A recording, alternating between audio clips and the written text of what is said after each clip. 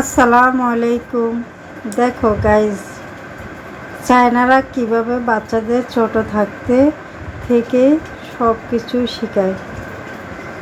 কার জ্ঞান বেশি আজ পরীক্ষা করতেছে। যে বুদ্ধি খাটায় আগে বের হবে, সেই দুধ খাবে। দেখতে থাকো। 3 নাম্বারটা এগিয়ে যাচ্ছে, চলে আসছে 3 নাম্বারটা।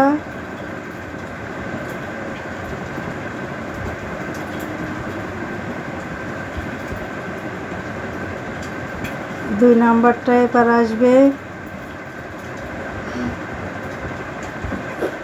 1 নাম্বারটা আসতে পারেনি, ওর কাছে নিয়ে যাবে আর ও রাগ দেখায়। ব্যাপারটা অনেকটা ভালো লাগতেছে না?